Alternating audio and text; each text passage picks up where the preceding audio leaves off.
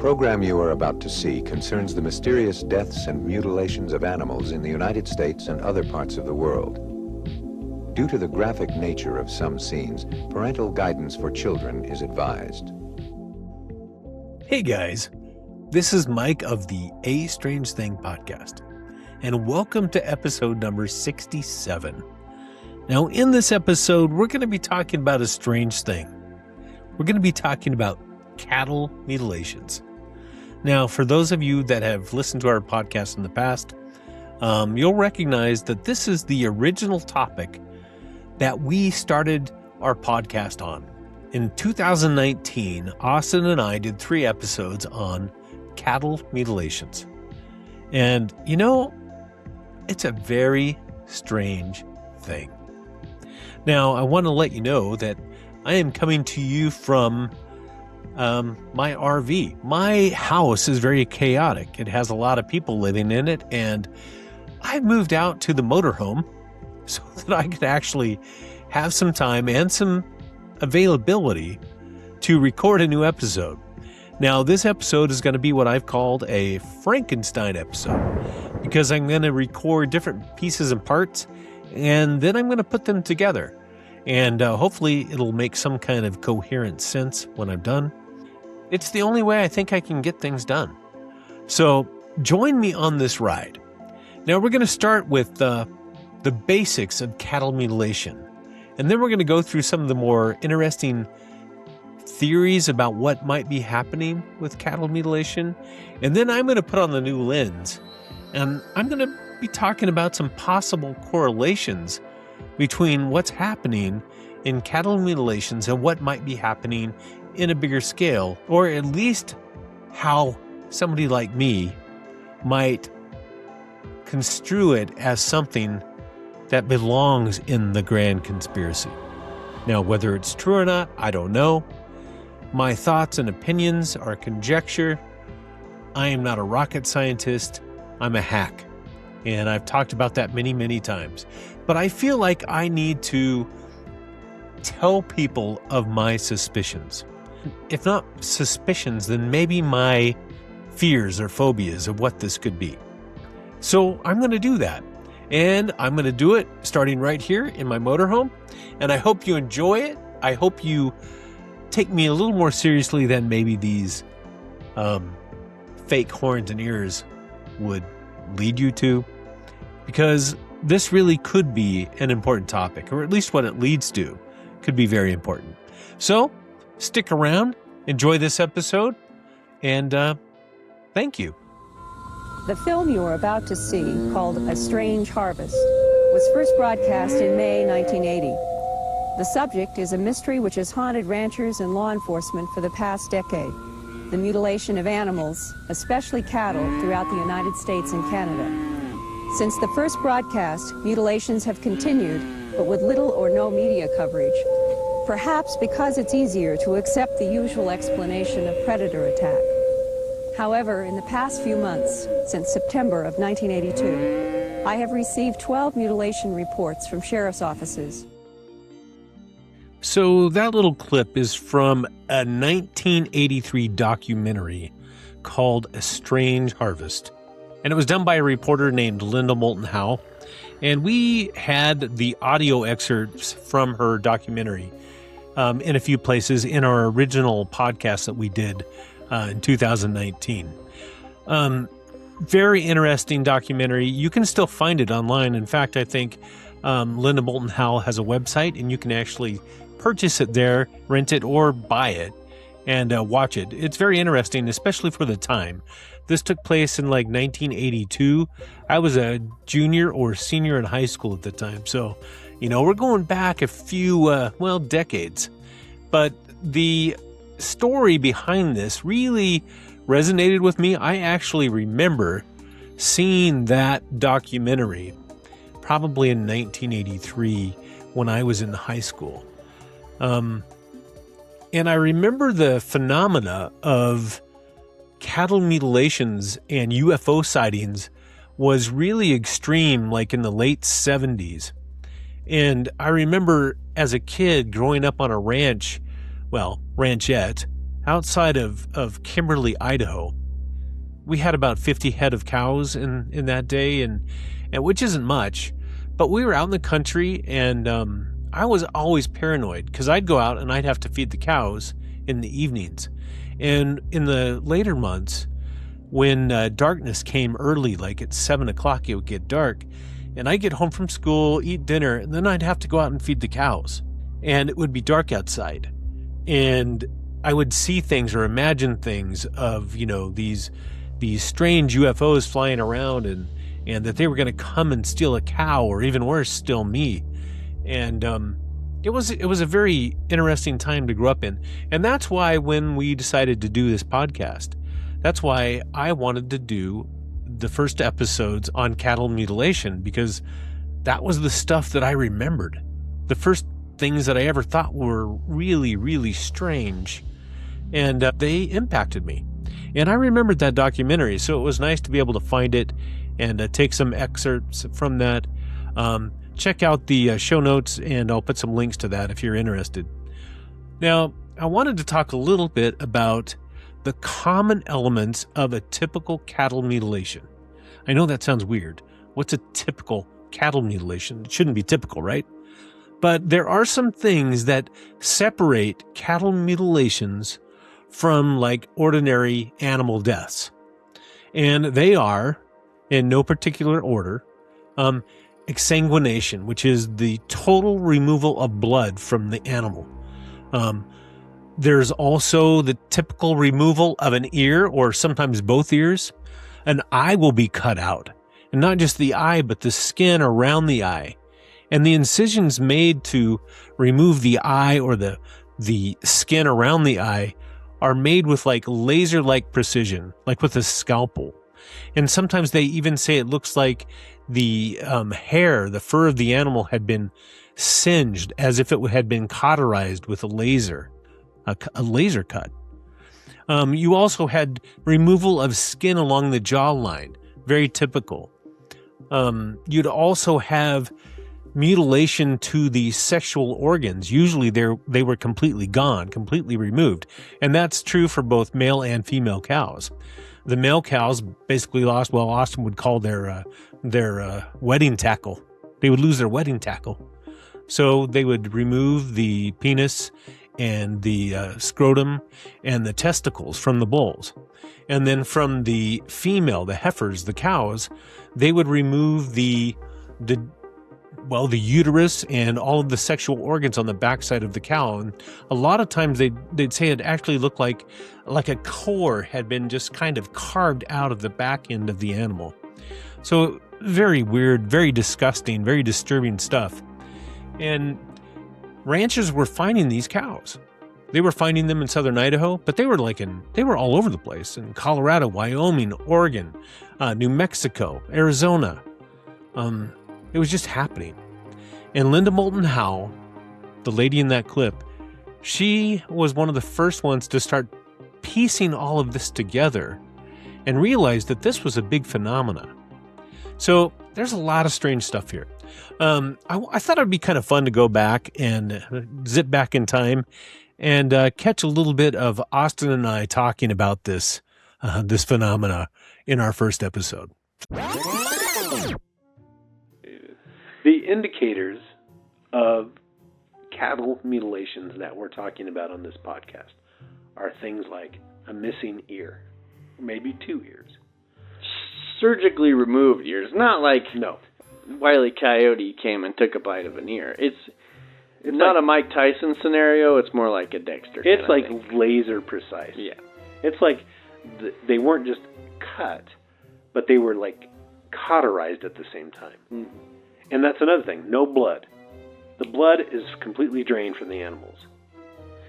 And it happens rapidly. We're not talking about that it happens, by the blood seeping into the ground. We're talking within hours of the death, the blood is missing, but it's not anywhere to be found. Farmer Joe goes out and milks old Bessie. He goes to bed, wakes up in the morning, can't find old Bessie. He's upset because he has to eat his bacon and eggs without a glass of milk. And you know why else he is upset? What? Because he stumbles across his cow, missing an ear, missing its ovaries. Its missing teeth are its gone. lips. Its teeth are gone. All kinds of Utters. weird madness. It's utterly crazy. You know, that was a really fun episode that Austin and I recorded way back in the day. I think that was in 2019. And you know what? It was fun. We had a lot of laughs. And we were always cutting up and being strange. But in this episode, since I've already gone over cattle mutilation like 3 times, we did the original 3-episode release, and then we did another one, and I think it was episode 43, which is really funny, by the way. It's really a good episode. We talk about everything. You get the gist of what cattle mutilation is. And so if you get the itch, re-listen to episode 43 if you have, and if you haven't, try it. It's good. You'll like it. It'll be funny. And it's audio only, which I should say, I am recording these in video and audio, so it's a little different for me. And it's really hard not to look at yourself when you're doing these, and you see like every hair out of place and how goofy you look, and then, it's bad enough audio. I mean, audio, you hear how you talk and you think, man, I sound like such a doofus. But anyway, I think the information and the motivation behind what I'm trying to do in this podcast by revealing and exposing the grand conspiracy is worth risking looking like a doofus. So I'm going to get on with it. And I'm not going to go back over everything. I might do a high level kind of a broad view, but we're going to try to stay away from the minutia, at least until we get into how I think cattle mutilation might intersect with what I call the grand conspiracy. So let's get on with it. One thing you need to do as you look at this phenomena of cattle mutilation is you got to ask yourself the big questions, which I've written down over here. What, when, where, who, how, and why. And I think we've covered what. We've talked about the gross things that they do in cattle mutilations. And we talked about when. Started in maybe this late 60s in earnest, and then through the 70s went crazy, and then it's continued all the way through, up till now. I think the last one I've heard about was in 2025, but I'm sure there are others. And then where? Basically everywhere. So then that brings you to the questions of who is doing these mutilations? How are they doing these mutilations? Because that's a weird thing. And probably more important, why? Why are they doing these things? And why cows? What's so special about a cow? So first off, let's, we've talked about in the first 3 episodes and the following episode 43, we talked about the big buckets. One of them was predation. Basically, wolves, coyotes, scavengers.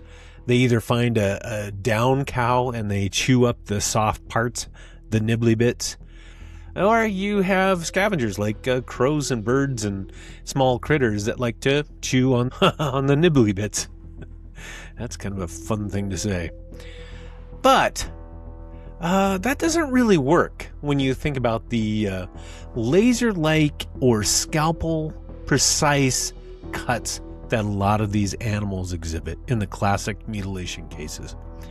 And I think I'm going to call them mutes, by the way, because that's what people in the know call them, is cattle mutes. So in these mutes, the second bucket would probably be vandalism or cattle rustling or something like that, where somebody goes out, they commit grand larceny, they basically kill an animal, they shoot it, or they, throw a big rock at it, and then they chop it up and cut it up for fun. Or maybe then the critters get to it and do the nibbly bit thing.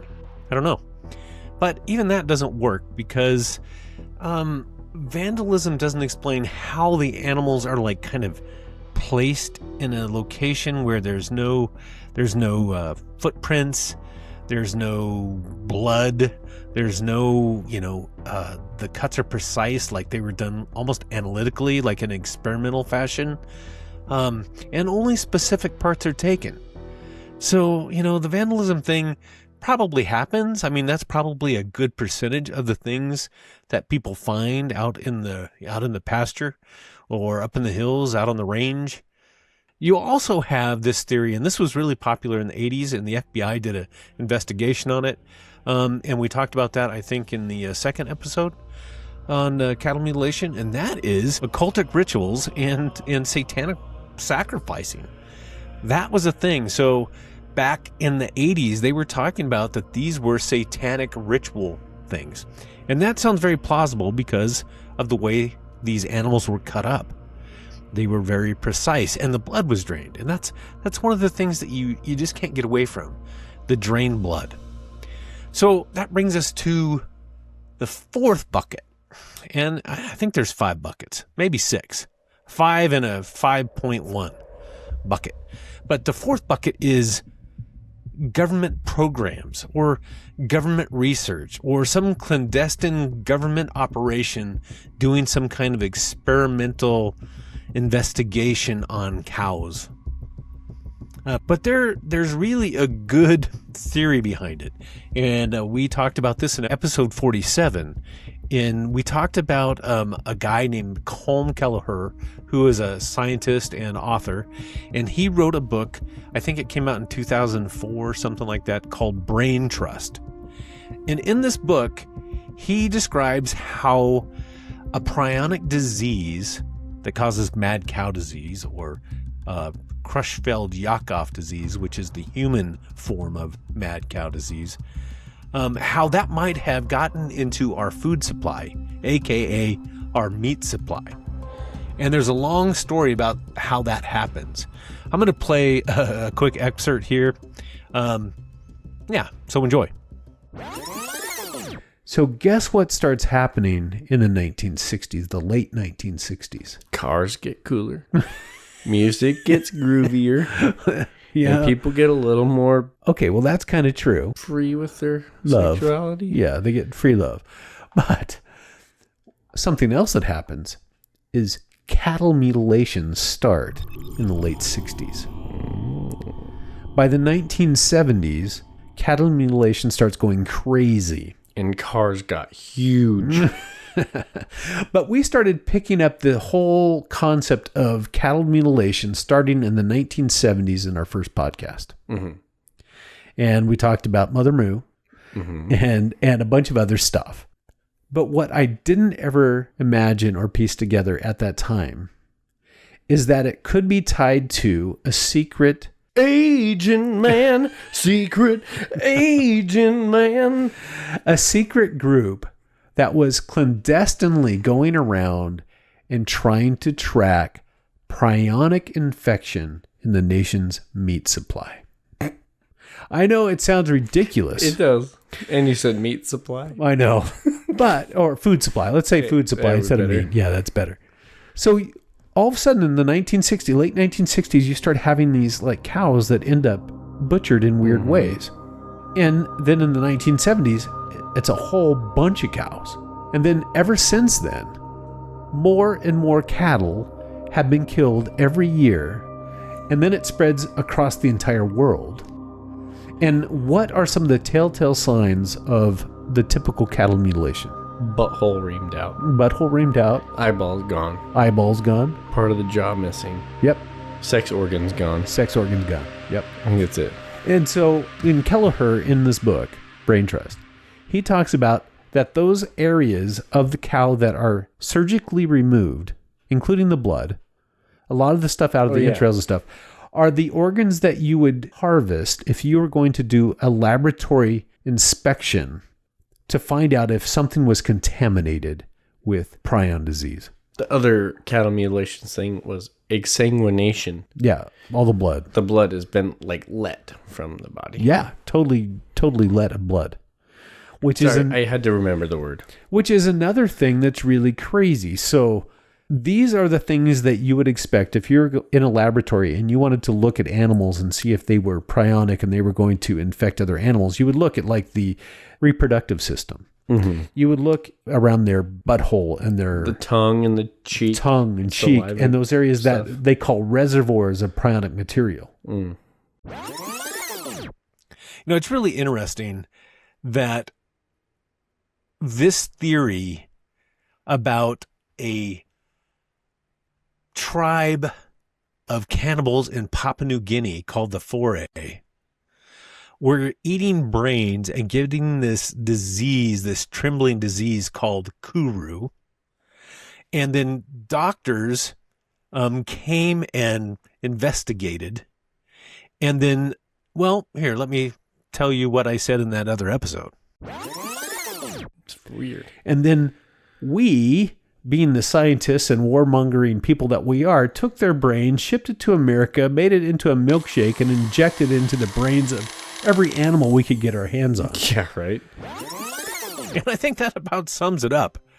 So you have the possibility that prionic diseases escaped laboratories here in the U.S., infiltrated wildlife, chronic wasting disease for elk and deer, for example, got into cattle, mad cow disease, got into all kinds of animals, and then started to infect, in a few cases, humans. And that maybe the government, fearing that our meat supply, our food supply had been contaminated to extreme levels, started doing secret ops to go out and harvest cattle to test for these prionic proteins that cause brain plaque. And, that sounds kind of reasonable.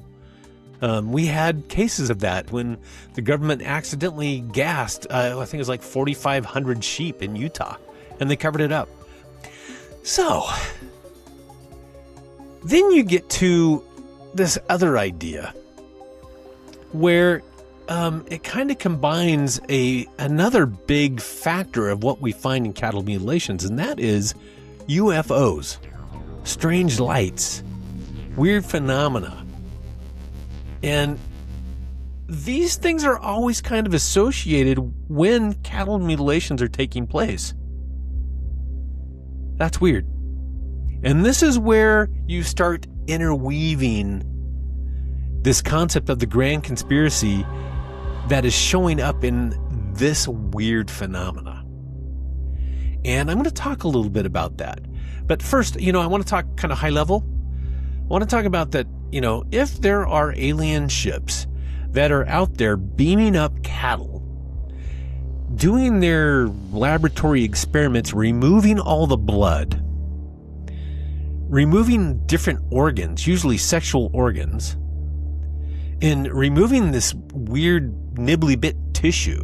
So if an animal is infected with prions, a good place to find those prions, if they're in the body, is in those soft nibbly bits that are taken during a cattle mute. So anyway, aliens in UFOs, stealing cows, taking the nibbly bits. Are they testing for prionic diseases? Prionic infection?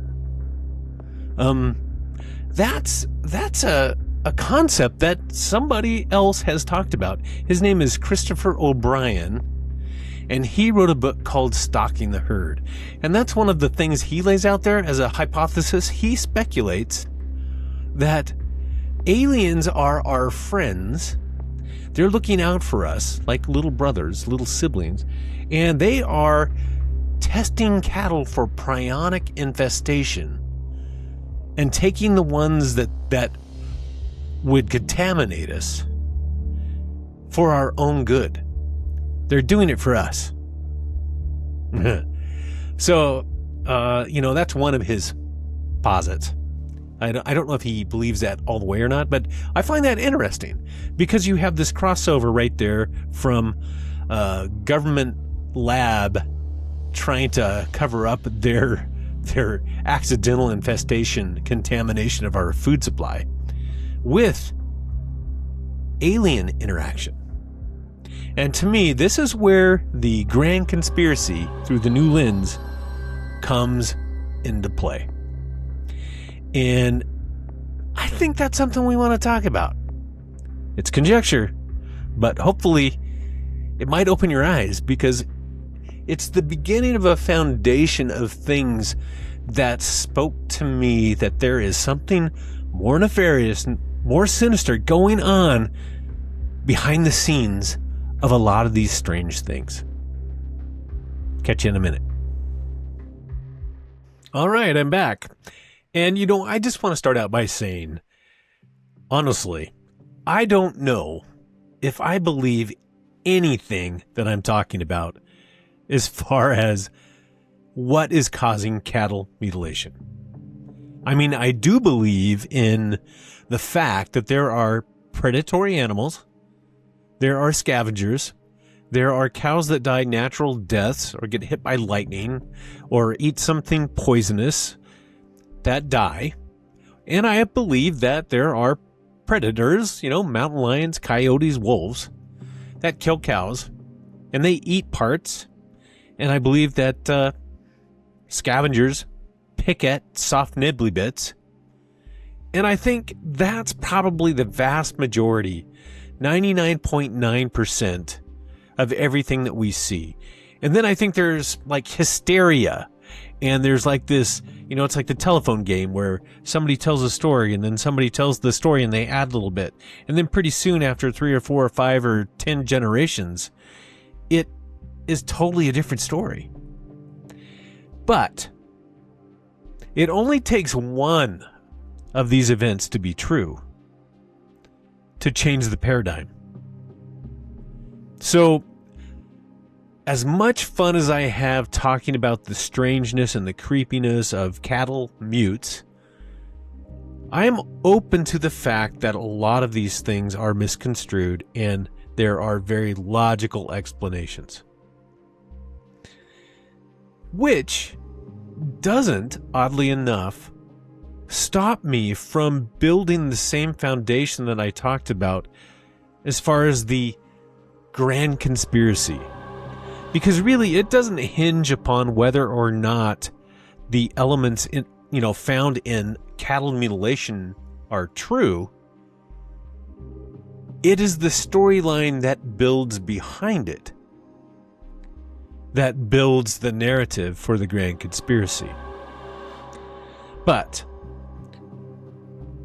even though cattle mutes might not be any more real than these fake horns and ears that I have on my head, I still want to consider them, because I think there are a lot of intelligent people that have looked at these things close up and have decided that they're real enough to try to find explanations. Colm Kelleher is one of those.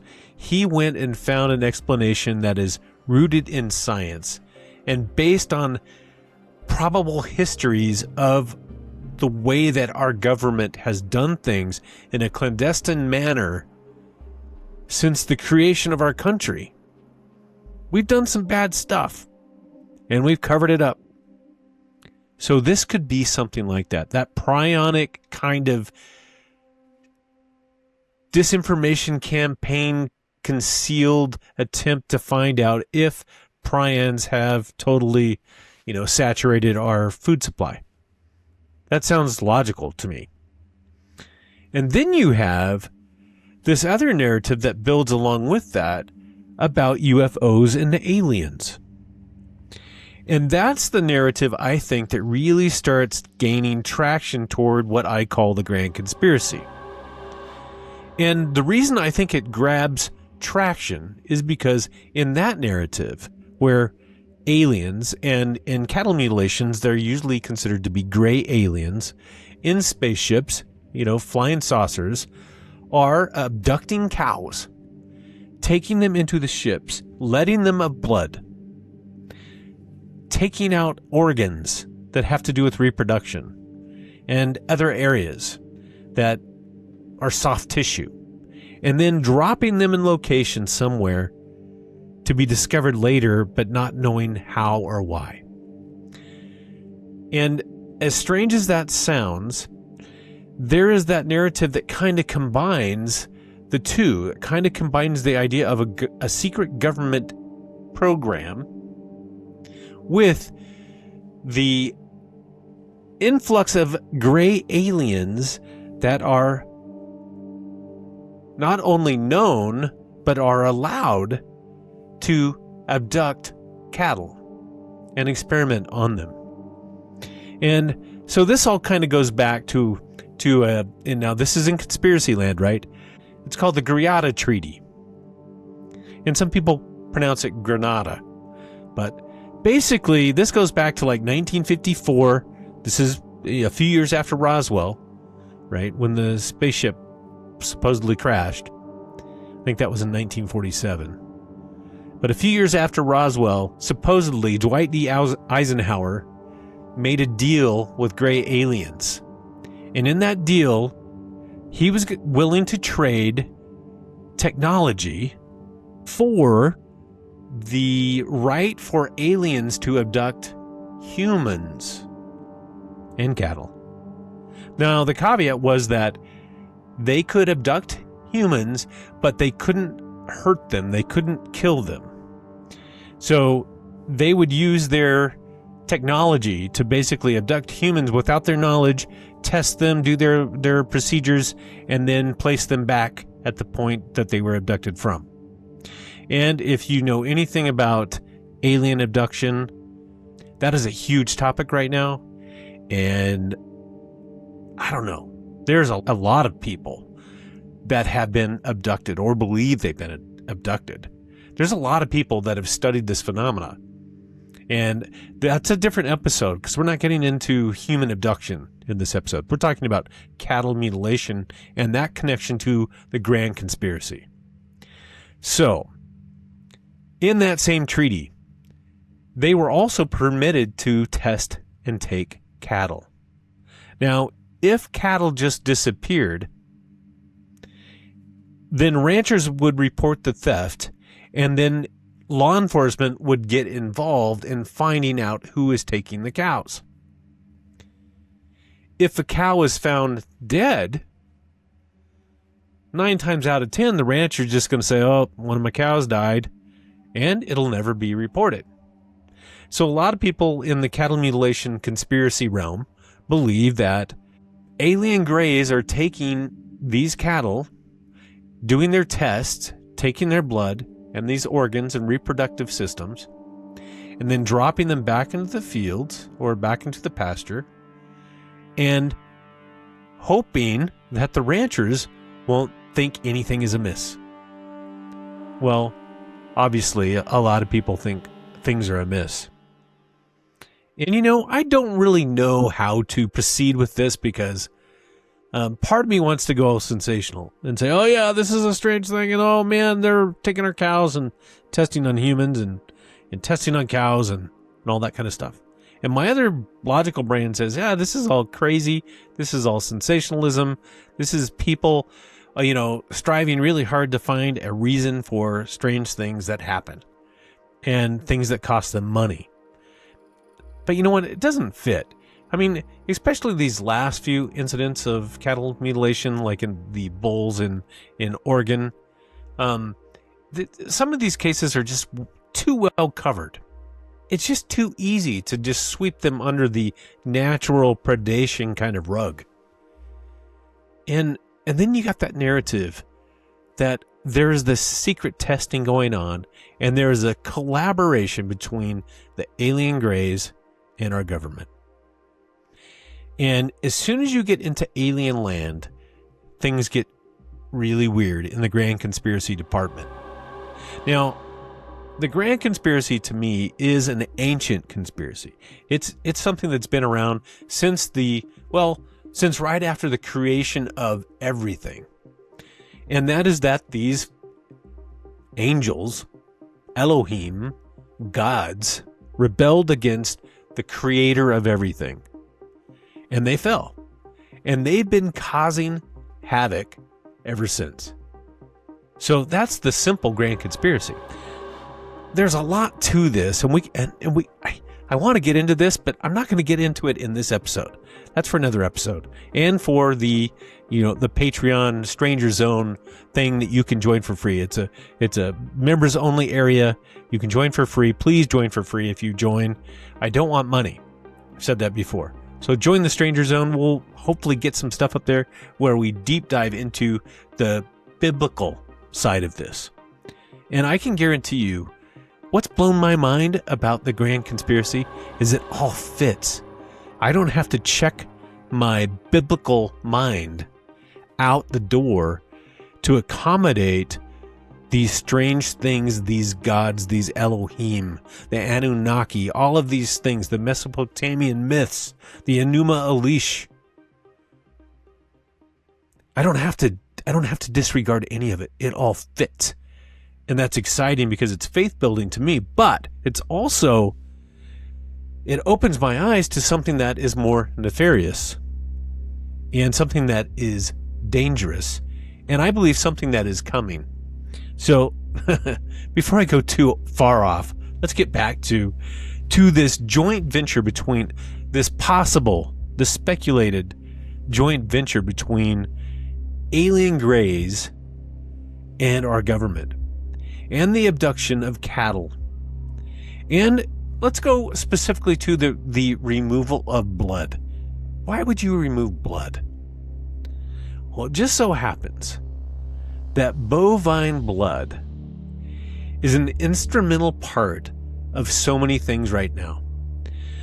The blood that is taken from cows is something that can be used in the blood supply for humans, for infants, for, it's so weird to say, it can be used for genetic testing outside of the wombs, fake wombs, to grow babies in, to grow baby animals, to grow baby humans, to grow baby hybrids. Now this is part of the grand conspiracy. This knowledge, this storyline of these entities, gray aliens, making deals with men, our government, to create super beings. Ubermensch sound familiar? Transhumanists? Hybrids? This is the same story you hear and you see and you read in the book of Genesis, chapter 6. Call out to Blurry Creatures for this really cool shirt. Where in Genesis chapter 6, the sons of God saw that the daughters of men were beautiful, and they took them as wives, and they had kids. And these kids were called the Nephilim, and they were hybrids. And because of the hybrids and the destruction and the havoc that they caused on the earth was judged, and the flood came. Noah's flood. And then after the flood, they came back. Okay, so this is the grand conspiracy. And this is how it ties in. These stories of aliens abducting cows with the knowledge of the government, maybe taking humans for the sole purpose of creating these hybrids, either in a fake womb, using bovine blood, I don't know, using abducted humans, harvesting semen from men and ovum from women, and then abducting them again and taking the zygote, taking the babies from their wombs. That's what happens in human abduction. That's the storyline. So another interesting thing about bovine blood is that one of the most sought after testing derivatives of bovine blood is taken from baby calves still in vitro, still in the womb. They kill the mom, they take the calf that's inside the womb of the mom, of the cow, they suck out its blood, and they use it for testing because it has more of the stuff they want. It's weird. And you know, that stuff is real. The government, labs, private labs, are taking pregnant cows, killing them while they're still in gestation, taking the calves, draining them of blood, killing them too, and then using that blood for genetic manipulation and testing. That's going on. So, could the aliens be taking bovine blood to create hybrids in an artificial womb, possibly created and designed and manipulated genetically from the reproductive organs of bovines because their blood is more compatible? Bovine blood can be treated and can be compatible with almost all human blood types. That's a weird thing. I didn't know that. That's a weird thing. That's really happening. It's kind of blowing my mind. Now, whether or not aliens are really taking cattle, it sounds possible. And like I said, 99.9 of everything could be just predation and natural cattle deaths. But if there's a 0.1% that is something else, then that means it's possible. If that percentage is higher, well then, all bets are off. So, putting on my real hat, I don't know what's going on. But I do believe in the grand conspiracy.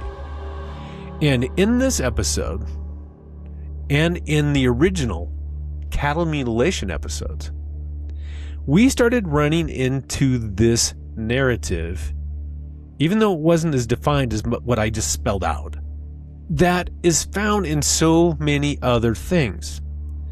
And part of what I want to do as I'm picking back up the podcast and doing these Frankenstein episodes is I want to go back through our original episodes and I want to talk about how they might fit into the grand conspiracy. Now, like I said, this is all conjecture, but I do believe something is happening. If you look at what's going on in culture, we have congressional hearings about alien crafts being reverse engineered, and that we, the government, has reverse engineered the technology and have used that technology for the advancement of our military and who knows what else. And there's a lot of other things that we could tie into this, especially when you tie into this view of the grand conspiracy through a biblical lens. You start seeing things a little bit differently. That these alien greys, they're not our friends. These deals that we're making for technology is not a good thing. These attempts to create hybrids or transhumans is not a good thing, because this is the kind of stuff that it says that happened before. As it was in the days of Noah, so shall it be in the days of the Son of Man. When the King of Kings supposedly comes back, it's going to be a lot like what was going on in Noah's time in the Bible.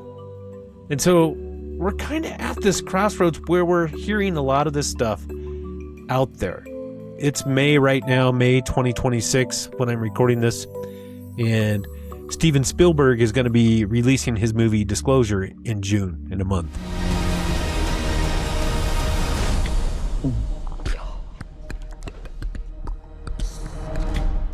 And we have disclosure happening in congressional hearings. We have even Bob Lazar came out with a new movie called S4. All the stuff that's unfolding right now traces back to Bob Lazar.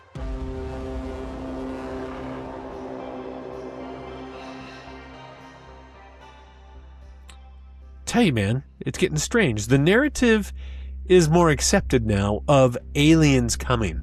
And you have the whole ancient aliens view of things, that we were seeded here on Earth by the Anunnaki or the gods.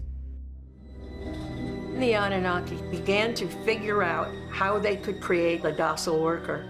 So they took genes from a female hominid, and after many, many trials, they figured out that they could blend genes together and create the perfect being. In a sense, what these tablets are really talking about is a genetic engineering and the changing of the DNA within human beings. They're going to come back as we progress and we get more like them, and they're going to help us change, and they're going to make us better. We're going to become more like the golden age. Well, that's the same thing that happened in Noah's time, when the sons of God came and they bred with women and they had these offspring to make humanity better, stronger, these gods that walked among us. the Nephilim. Tell you, man, it is a weird deal. And we could go into a lot of information here that I'm going to resist. We could talk a little bit about, why they want to create these hybrids. Is it so that they can have an army? Or is it so they can become enough human-like that they can have dominion over the earth? Because the dominion of the earth was given to man.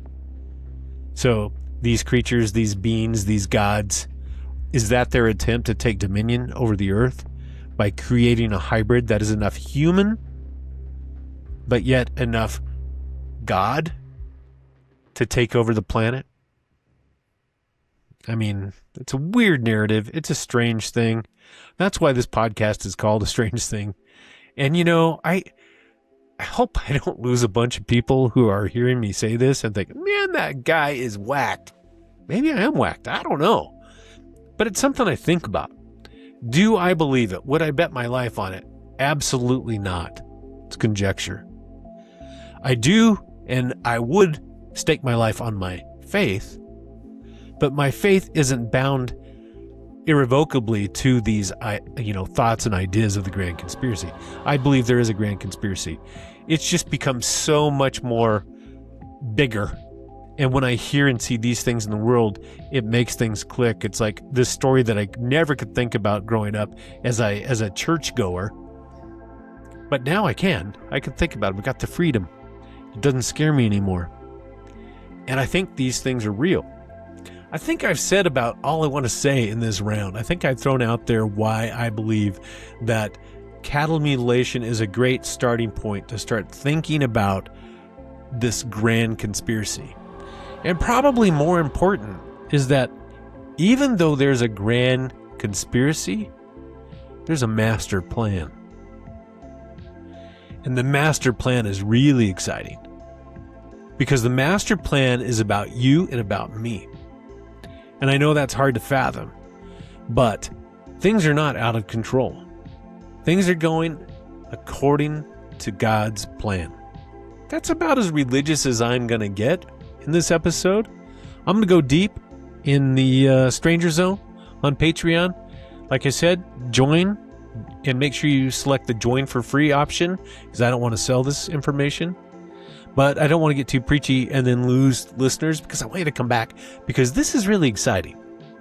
And I'm also going to list a few of the people that I listen to that talk about some of these concepts in the show notes. So check that out. Also, go to astrangething.com. And if you look at the episodes, I'm going to put a link there to a blog post that will have a lot of this information and will have a lot of the URLs that you can select. And you can kind of dive into some of this stuff. So go to astrangething.com. I'd also ask that if you know anybody who's weird that maybe would be interested in this kind of topic, but maybe doesn't want to get too deep into it, kind of do the hack level type of podcast like me, tell them about it. And then, rate us. Hopefully give us a good rating and maybe feed the algorithm. I don't know how that stuff works. I'm just doing this. I'm doing this in my motorhome and on a budget.